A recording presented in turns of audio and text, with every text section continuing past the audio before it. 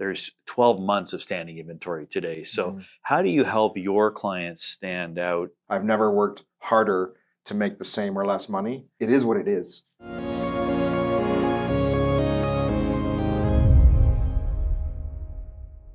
Welcome, Jason Walker. Appreciate you being here today. Thanks for joining us on our podcast. Grateful for your time. I know how busy you are.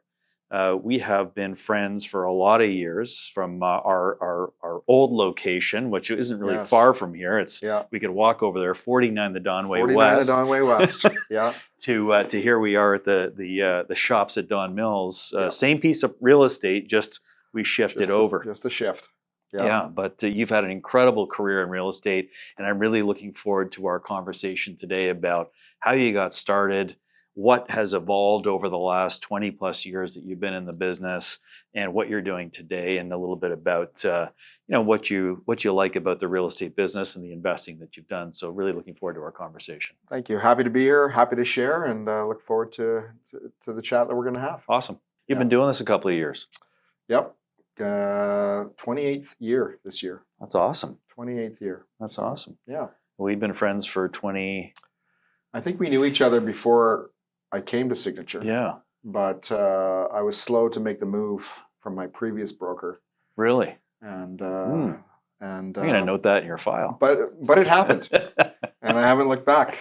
That's awesome. 2002 was my first year here. Yeah, so. that's right. Yeah. That's right. That's great. And you've built an incredible business in that time period. And so, there's a whole bunch of things, so many things I'm thinking about, questions, but we kind of both started sort of around the same time. I was a few years ahead of you, but not by many. And what was interesting is that we were in that 90s real estate market that was probably the toughest market, that on record, I would say, to date. It was tough. Yeah, it was tough for sure. And you built your business out of that. Yeah. And so maybe we could start with that. Tell me a little bit about what you can recall and how you got started and what you did and that sort of thing. So when I first started, I really didn't have a database, and it was really just about sphere of influence. So I like to play hockey twice a week, so I really kind of just started there, friends and family, and actually kind of grew it from there. I started a website called iselltoronto.com, which allowed me to get to know every part of the city pretty well. Mm-hmm.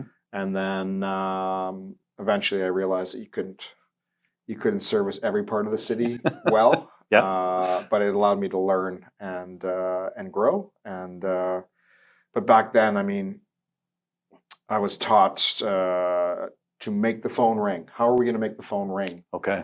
And obviously, it was before advances in internet technology and where we're at today. But so we'd be writing low-priced ads with lots of features. Okay. And we'd publicize in the Toronto Star, Resale Homes. Resale Toronto Homes Sun. magazine. That was It's still out there. I saw know. a copy today, Yeah. and I was like, wow. Wow, not for me. Yeah. But for somebody that, yeah. But and you were doing those ads and having Mhm. tremendous success in a market where, I mean, there was at times 8 or 10 months of inventory. I remember back in the day. So, what was the secret sauce, let's say, back then that was the driving that? Because you're new to the business. Sure, you know people, but we were a little bit younger back then. We had just getting started out, and what was kind of the formula there that you felt worked? it's funny.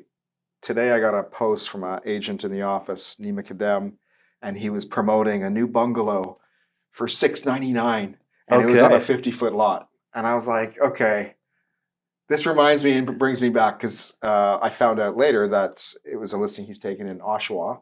Yeah. But it's what I used to do 28 years ago, which was, where do you find the lower priced properties? Kind of first-time buyer properties. Yeah. They're putting 5% down. Yep.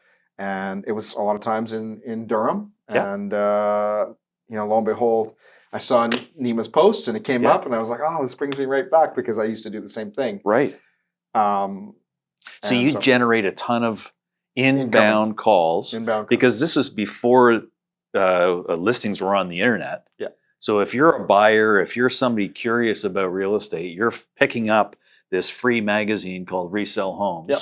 or looking, like you said, through the newspaper, the back when the classifieds Yep. were a big deal, and you'd have your ads in there of really, compelling priced products. low priced homes with tons of features. Yeah. That's how we wrote the ads back then. Right. And I still use that premise today when I'm writing my words for my MLS words for my listings. So That's amazing. People would pick up the phone and give you a call. Say, hey. that's how we made the phone ring back then, and then Yeah. we just service wherever that took us. So Gotcha.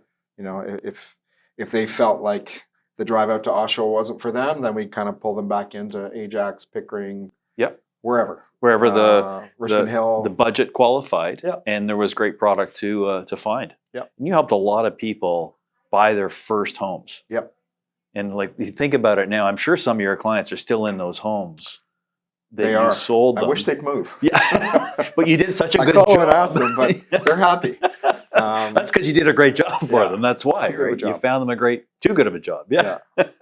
That's funny. But now those, and over time, we always say the benefit of time, they've done incredibly well. And a lot of those clients then have also likely traded up or moved geography or Traded up, traded down, had children that needed shelter as well. So it's worked well for me in terms of keeping in touch.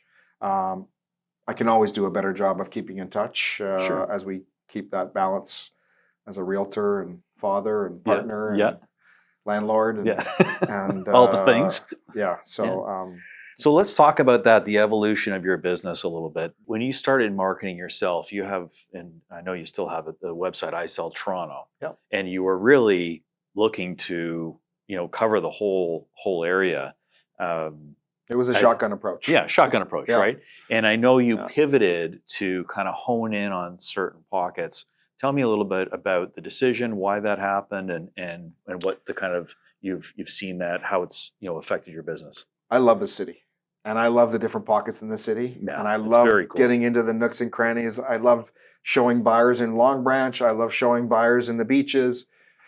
But at the end of the day, me maturing as a realtor and growing as a realtor and having people around me like yourselves, real estate coaches like Rich Robbins, making the most amount of my time, making it count. Mm-hmm. I realize it's better to leverage other people. Okay. For example, 10 years ago, I would have gone to Bloor West Village in a heartbeat to sell a semi to a past client that said, hey, I'm looking in Bloor West Village. Yep. Now, I'll send the referral out to somebody who I've connected with at a conference. Mm-hmm. If I can use, I sent it to Christine Simpson. She did a great job. Yep. I got 2 referrals out of it because there was a buy and a sell. Mm-hmm. And I was busy in my own farm. Mm. I was busy with my Mhm. own listings. Mm-hmm. So I leveraged my connection, Mm-hmm. and Christine did a great job for me. Yep. And so I think growth, maturity, leveraging other people, Mhm. that's how I've been able to pivot from the I Sell Toronto to my farms that I work. Look, if a past client calls me and says, I want to buy in Leslieville, I will get up to speed in Leslieville Yes. or whatever, East End, Danforth. Yep. Within reason. Within reason. Yeah. Yeah. Am I going to go to Bradford? Probably not. Am No. I going to go to Barrie? Absolutely not. No. Well, Well, you're not going to do as good a job there, likely, as the local, Yep.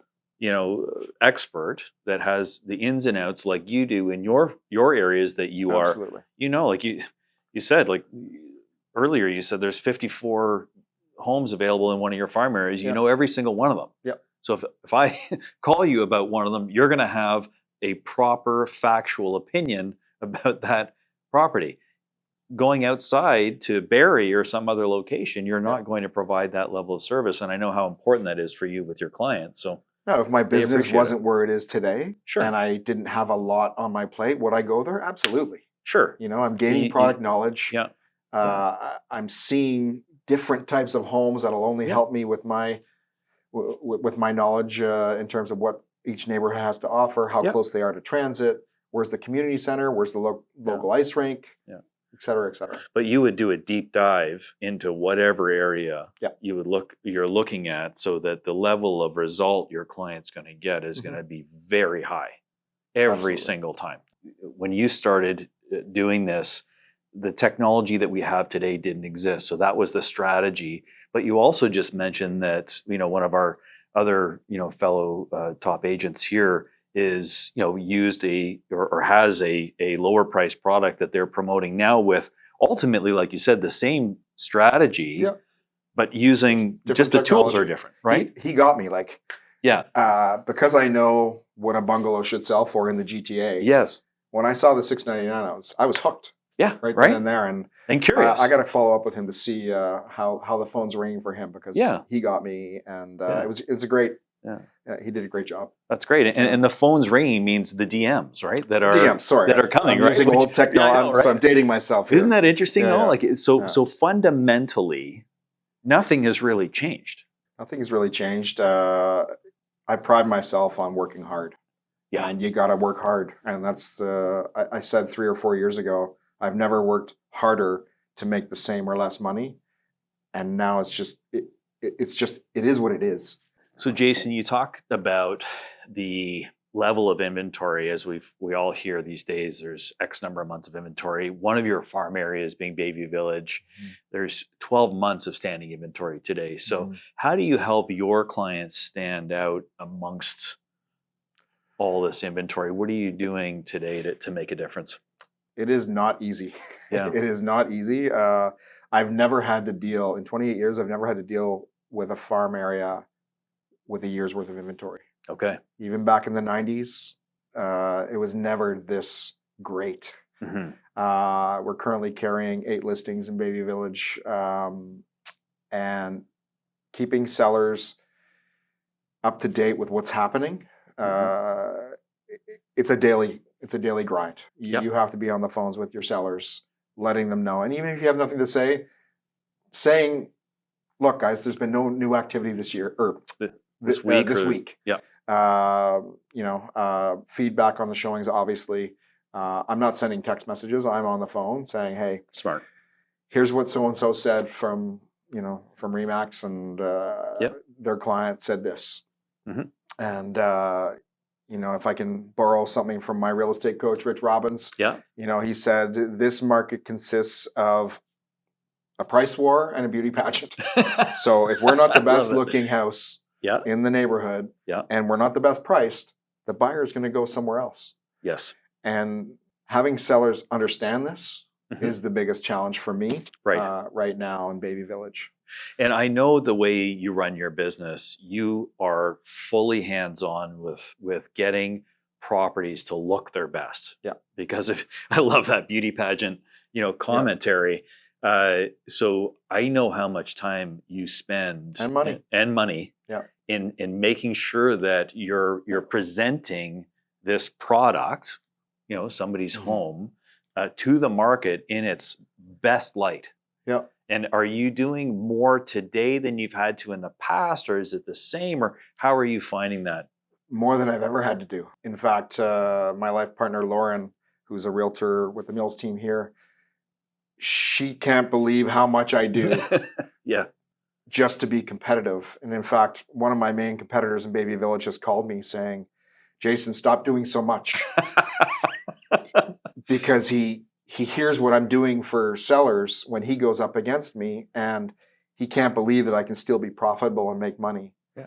And, I will say in 28 years, I've only lost, when I say lost, I never recouped my investment one time. Yep. And listen, I've got 8 listings out there right now. Yeah. Spent a lot of money on those listings. Yeah. So it hasn't happened yet.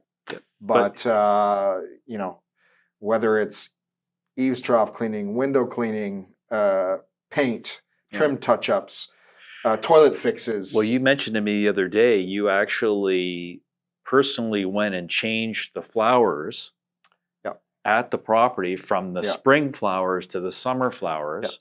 And because I know your attention to detail is second to none, it really is. because you like we all know the experience you're creating for a buyer coming today is so critical, and you literally did that. You Yeah, you so if I changed can the share flower. with you, like Yeah, I've had this listing for since the start of the year, yeah, and we planted pansies, which I'm a gardener, so I can share that yeah, pansies are a spring flower, yes, but it gets beat down in the sun, in the afternoon sun now, and as we're into the summer months, you can't leave the pansies there. And if I didn't care, yeah, I could have. sure, Instead, I went and spent a few $100s more, yeah, pulled the pansies out, and put in some summer flowers that will hopefully last a little longer and just present well when you pull up to the front door and enter the property. So yeah, yeah, it's little things like that. It's showing up before every showing, making sure the lights are on, making sure the patio furniture is clean. You know, a big thing. I did a Instagram reel where I bought this Milwaukee blower, and I think every agent should have this in their trunk. drunk, I have a set of tools in my trunk. I hope a lot of agents have something like that, whether yeah, it's a kit where yeah, if you need Windex or a Mr. Clean sponge or whatever. yeah, So I carry a blower. yeah, Why? Because a lot of organic matter drop from trees, yep, and I want the deck to be perfect.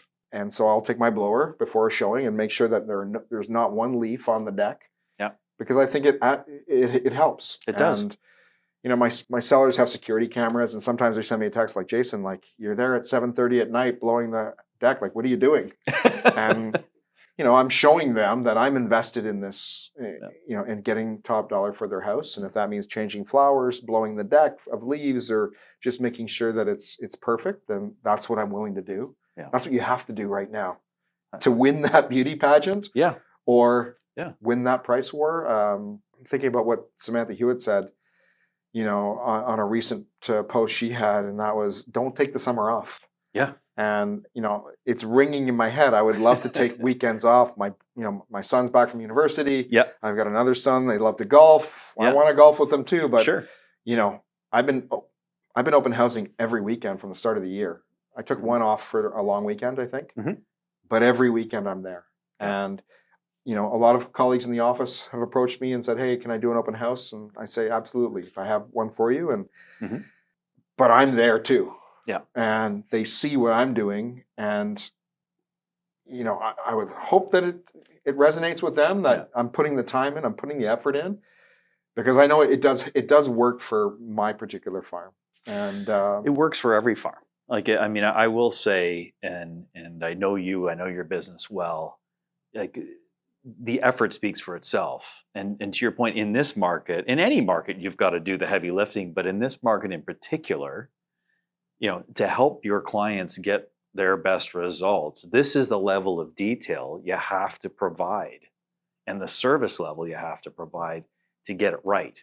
And as I said, the care that you showed to your clients, the business, it's no wonder you have such a great following of loyal clients and continue to capture more and more business out there, because I don't think everybody's attention to detail is as if I can share with clear as you, yours. I've had to pivot on my multimedia provider, if you will. I was comfortable with this one company.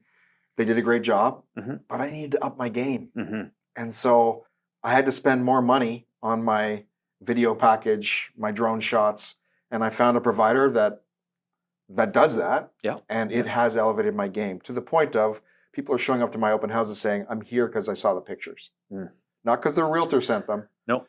Presentation We matters. saw the pictures. On realtor.ca. We had to see it in person. Yeah. And they're telling me this as they enter the house. And it makes me feel good because it knows I see that my marketing dollars are not going to waste. They're actually working. Yep. And so, yeah, holding open houses throughout the summer, to Sam's point, like not taking the summer off. Yeah. I'm also honing my interpersonal skills in how I greet a prospective purchaser. Yeah. How I see them off. Yeah. Seeing multiple people, because I've been open housing every weekend, I'm seeing the same people coming in saying, "Oh yeah, we saw you at this property. Yeah. You got a good price for it." Blah, blah, blah. But it's great because they are seeing me as the neighborhood expert. And they know that I'm not a high pressuring salesperson. If you want to sign in, great. If you don't want to sign in, I'm not going to say, here, before Yeah. you leave, Yeah. you need to sign this. Yeah. Because the sellers asked me. Yeah. No, I'm reading their body language. Well, you're a relationship I'm- person. I mean, that's why you've got so many great clients and relationships over your amazing career. It's brilliant. It's a brilliant approach. You have to work hard to be successful, and I love learning from the young guys in the office too. Like I was listening to Tom Story's podcast this morning. I check in with Eric Reddy all the time. Yeah. I sometimes dabble and listen to David Chinelli because I love his edge. Yeah. And it's great to see what other fellow colleagues are doing because I seem to pull something from everyone. Yeah, that it's works for sharing me. of ideas, right? I mean, Yeah. that's what we've always done here, which is, I think, been valuable. And you've been generous with always people come and knock. I know they knock on your door and say, hey, I saw you do this or do that. So I know it's just kind of part of the culture. What has been the best Learning opportunity or? learning opportunity or the best experience that you've had? And I think it's the face-to-face interaction, the pressing of the palms. I went to support a colleague of mine, Mike Christie, who's a great agent in Guelph. Yeah. And lo and behold, I show up and I see the number one agent in the beaches there, Shea Warrington. And I see Nima Kadam here Yeah. from our office. And Yeah. and we're connecting Yeah. as like-minded individuals that are all there to have fun, Yeah. grow, share, Yeah. laugh. Just to switch gears for a second back to where we talk about the evolution of your business. Mhm. You're building a database, you're staying connected, but you're also farming and you're doing a Yep. ton of things to grow your business. Talk a little bit about, using the fundamentals, like you Mhm. said, of hard work and staying connected to people, and how you're using technology, how you're approaching your business today as it's evolved over the last 2 decades. I wish I could say I'm using technology to the fullest, but I'm not. I need Yeah. to get better at it. And but my business is really database marketing, sphere of influence, Mhm. repeat and referral business, and farms. Yeah. Over the since COVID, I would say that I let my referral business kind of taper off, and not for any particular reason other than COVID hit. And where did my referral business come from?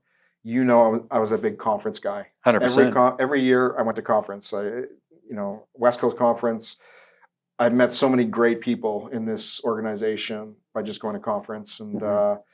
and the last few years, my partner Lauren and I have decided to travel during the time when conferences happen. Yeah. So we made a choice to, go to Europe instead Yeah.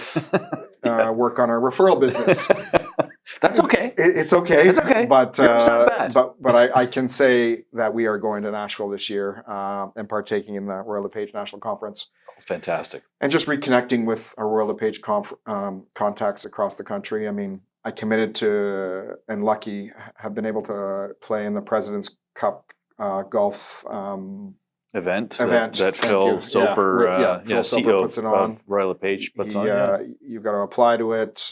32 members from across the country get to go somewhere Mhm. in North America. And what's great is you get people from Vancouver Island like Rob O's to people in Sarnia like Andrew Bain to Yeah. people, Bob Clark in Muskoka. Yeah. And you just hear different markets and you're able to connect, and it's like a mini conference. That's And great. so we're making a conscious effort now to really ramp up the referral resource connectivity because You have built a great network across the country, and I Yeah. think you really made that a priority for yourself, and that's the beauty of the Royal LePage network. I think across Canada is you get that benefit. It's all great professionals, like you've said, and it's a key part of your business. And what are the other? You mentioned you've got which is brilliant, and you've got the farming and you've got your database, right? Would Yeah. you say those are your 3 kind of core pillars?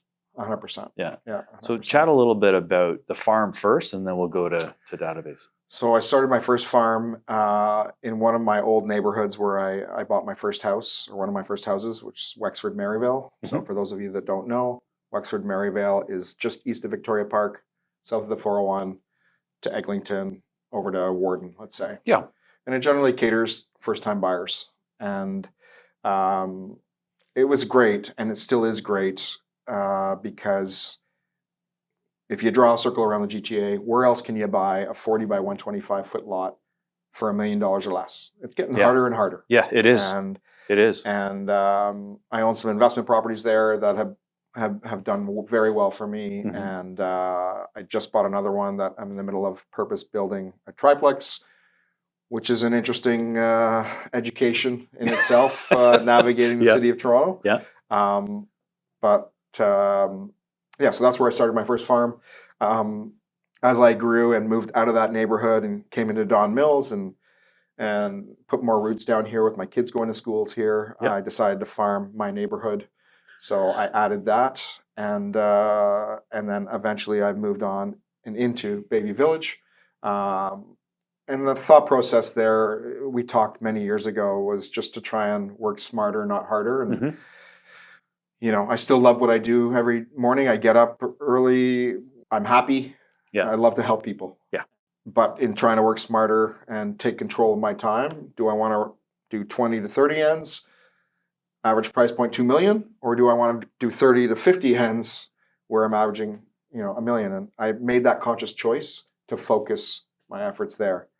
Unfortunately, this year it's been tough for my price point. Yeah. One of the toughest years in 28 for me. Yeah. But I can say, like, I've never sent or consummated more referral business in the first 6 months of this year than I have in all my 28 years.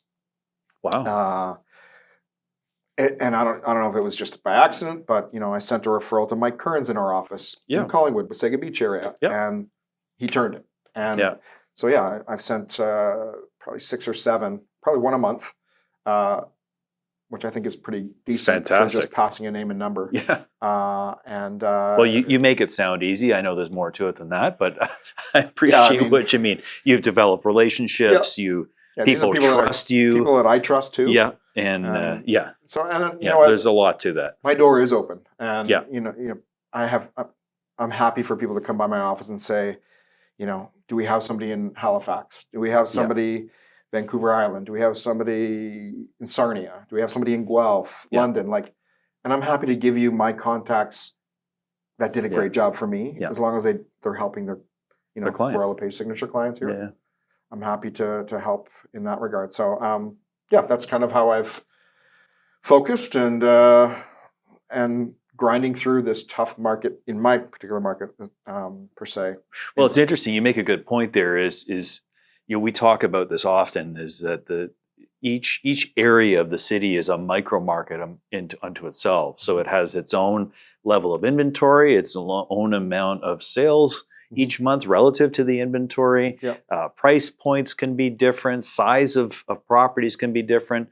And so, you know, like you alluded to there, at the $2 million plus mark, which is one of your farm areas, you know, not everybody needs to rush and buy a $2 or $3 million property when there's a little bit of uncertainty, let's say, in the market right now. And so, while that part of your business, you know, but you're still in there every day, as you say, grinding away, doing all the right things, connecting with people and doing your marketing and doing all the things that have continued to allow you to grow your business. But the patience that you have to have and the long sort of term view, I think, would you say makes a big difference in I would say I grew impatient with my farms in the sense that when you're working different neighborhoods, you have different caliber people, you have different caliber agents. Some you take more enjoyment out of than working with others. And I would say that I was impatient for one of my farms in Don Mills in particular, because there wasn't as much turnover as what I needed. Right. And in speaking with you, like, when you choose a farm, in order to make money, there has to be turnover. There has to be. Yeah. You know, if I look at the property boys, if I can use them as an example, you know, the young Lawrence area has more turnover than Don Mills. Yes. And so they have more chance of selling more at bats, thank you, than perhaps in the Don Mills market. And that's, so I would say that I was less patient in that, and it caused me to look elsewhere and pivot. And Baby Village has been good, but this year it's extremely difficult with, if you can believe it, a year's worth of inventory as of today. Wow. 12 months. 12 months of inventory, where that has never happened in the history of Baby Village real estate. No. Now we're talking 1,800 homes Yeah. in an area. Yeah, So it's a small it's sample not- size of the it's a small overall sample market, size. but interesting dynamic, isn't it? Average Yeah. price point, 2 to 3 million. If you go across the GTA, Mhm. there's a lot of choice between 2 and 3 million right now. Yeah. Going from Etobicoke to Don Mills. Yeah. It's a lot of choice. A lot of choice. And buyers have a lot of choice in the $2 to Yeah. $3 million market. And there's not a lot of motivation right now for buyers to rush to the tables. Like it just seems in the market, they don't feel under pressure to make a decision. Yeah. To make it, but I think, do you sense that? I mean, as soon as that changes, it's going to change the whole dynamic. But I think we've got to be getting close to that moment. I think we're getting close too. I mean, listening to Tom's story this morning talk about how it's cheaper this year to own a house than it was last year. Yes. And with more selection, buyers have never had more selection than they do right now. Yeah. So what's preventing that opening of the floodgates, shall we say? Yeah. And is it buyer confidence? Is it the economy? Is it world events? Yeah. Small trade negotiation going on. Unemployment, like confidence in their jobs, in the job sector. So I think we are getting there. It may take us 6, 8 months, maybe 12 months. Yeah. And let's hope that the interest rates for our sake continue to come down a bit. Yeah. And just make it that more enticing for buyers moving forward. I think it'll happen. Tell me a little bit about your database now. I know that's a big part of your business too, and I can say firsthand, you take care of your clients like their family, and that's why they, appreciate you so much. And you've built this database of loyal clients over the past couple of decades doing this.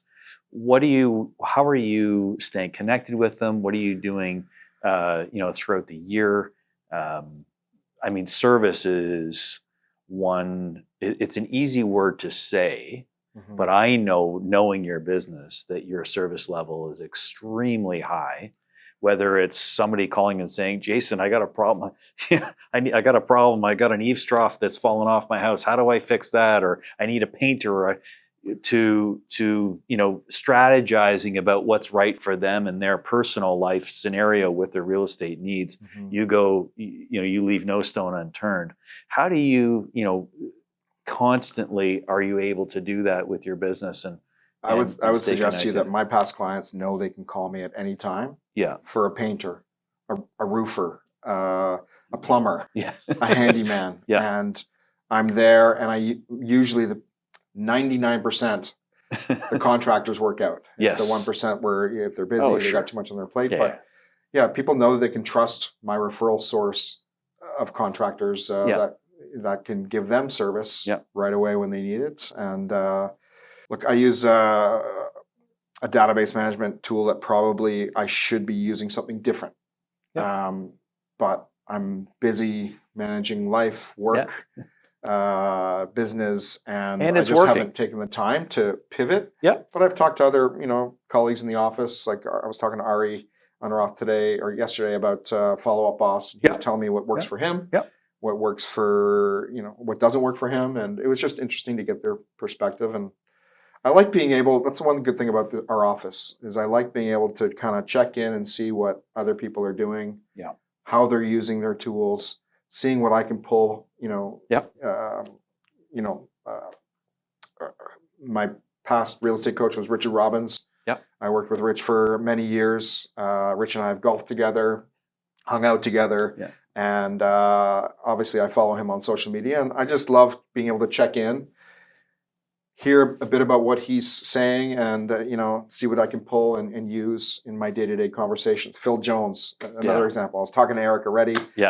And her and I started role-playing over the phone, and we started laughing at each other because we were using Phil's verbiage.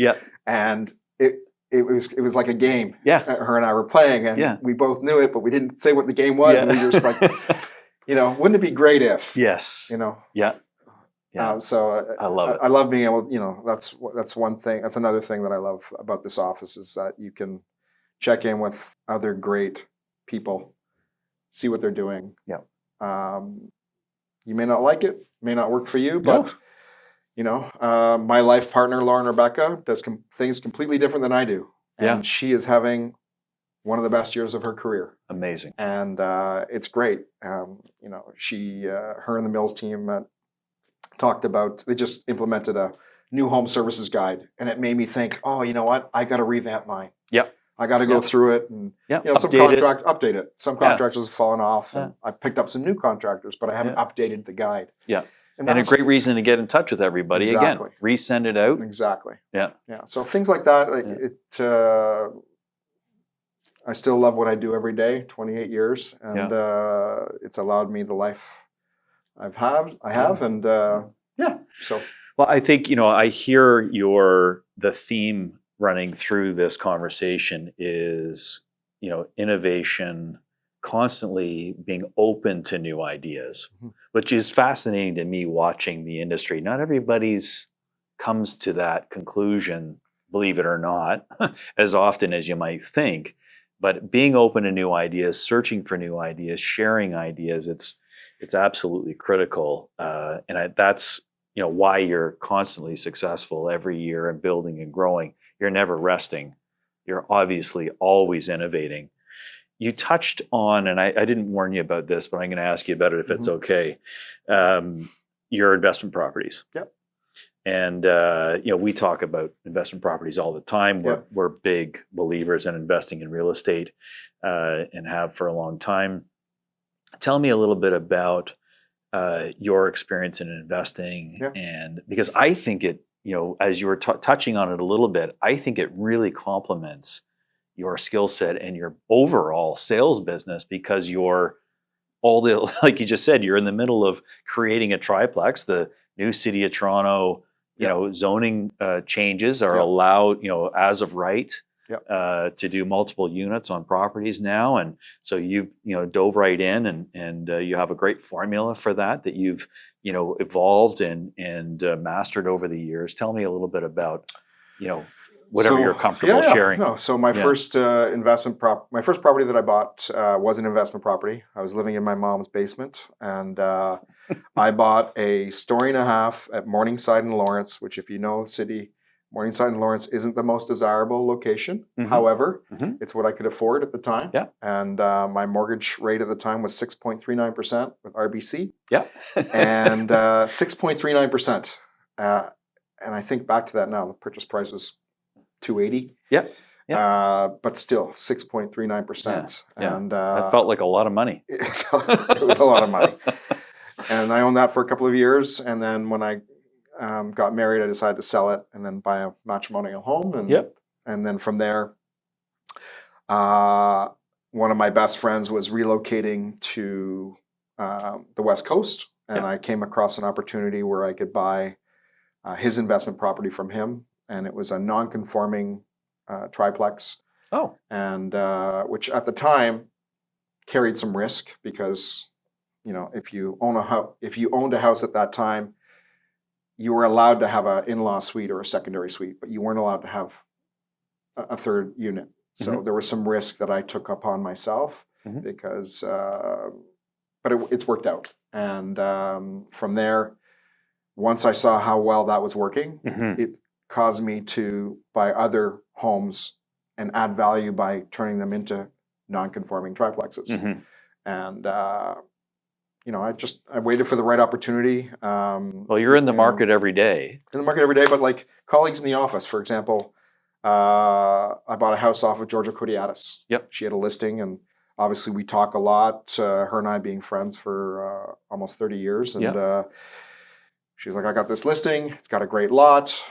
Needs a lot of work. Yeah, you might want to take a look. You may want to take a look. And I walked in there and I was like, I can separate this and this and put an in-law suite there. Yeah. And that's what I did. Away it went. And it's worked. And now, to my favor, with the City of Toronto passing purpose-built triplex, fourplex plus garden suites, now there's less risk. Yes. In what I'm doing. Yeah. And the future focus for my investment properties is to eventually put garden suites on all of them in the next 10 years. Yeah, of course. As of right. So I don't have to go to, committee of adjustments. I don't have to pay development charges for the secondary dwellings. And that's where I'm at right now. I did purchase something in December. It was in Wexford, Yeah. and Yeah. I purchased it because I saw the opportunity of adding a third suite and a garden suite with relative ease. Amazing. And the main floor was ready. It had an updated kitchen and bath, windows, roof, furnace. It was on a decent street. Yep. And I watched it and I waited, and the listing agent did a poor job.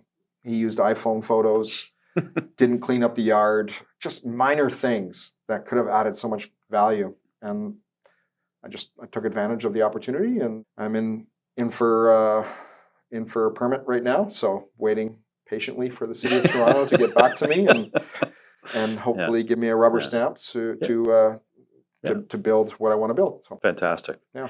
And so you've focused, I think, similar to what we've always done, is look for cash flow or cash producing properties. Not a buy and flip strategy. It's a buy and hold. Build sort of recurring revenue, a bond type, investment that's just going to continue to, pay off over years. Is that fair to say? I can comfortably say that every place I've bought in has lost money within the first year. Not a lot. Yeah. A couple $100 here, maybe a couple $1,000, depending on if I had to do waterproofing. There always seems to be unforeseen. The unforeseen. Yeah. But I learned, and now I know what to look for. Yeah. And it's made me a better realtor. Amazing. It's made me a better homeowner.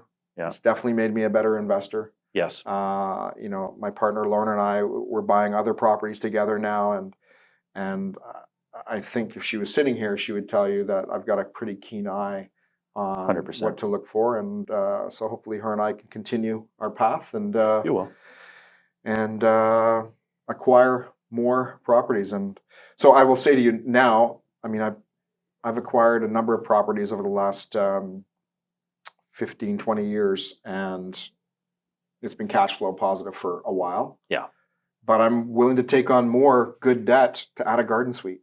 Because where can I spend $400,000 to $450,000 for a 2-bedroom garden suite and get between $2,800 and $3,000 worth of rent? Yeah. Which is what they're generating right now in that pocket. And you and I talked about it. Like, if I bought something in Don Mills, the rents don't change much between that line on Victoria Park that separates Don Mills from Wexford. A 2-bedroom suite's going to fetch this here. It's very similar. Very similar. But the down payment is much easier. Much more tolerable. Just 30 seconds this way. Yeah. And now I may not get the price appreciation that I would if I bought in Don Mills, but you're going to get the cash flow. It's the cash flow. And that's really what it's about. It's the cash flow. I think from that type of investing, it's really about generating, cash flow forever. Yeah. That you can, recurring revenue every month. So eventually you don't have to go to work, or you go to work just because you choose to go to work and you still love it, and you clearly will, I know, for a long time, and just because you're passionate about it. So looking back, could you give 1 or 2 or 3 pieces of advice that, are sort of, maybe core principle things that you could think of that have guided your career, that have, created your success in the business? I would say getting up every day with a smile on your face, and whether or not you're going to a listing presentation or showing buyers, get out and learn the product. Yeah. If that's, we as professionals need to know the product. Yeah. Right. If somebody calls me about Baby Village real estate, I can tell them about every house that's currently listed. And there's 54 of them right now. And you know them. I know them. So get out and know the product. I try and see as much as I can, but if, for example, I've just taken on a new condo buyer at Yonge and Eglinton. Well, I haven't shown condos at Yonge and Eglinton for a couple of months, probably actually 45 days. Things have changed in 45 days. And so I got to get out there, refamiliarize myself with the product. Yes. Specifically, 2-bedroom, 2 baths, parking. Yeah. Yonge and Eglinton. I haven't been out there in 45 days. I know it's changed. So know the product, get up every day with a smile on your face, be open to listening to what others are doing. 28 years in the business, I'd like to think my ego is in check. Yeah. I don't think I have that big of an ego, and if I do, please correct me. Yeah. But you know, Well, you're always when open to new ideas. You like it. I You know, love learning from people yeah.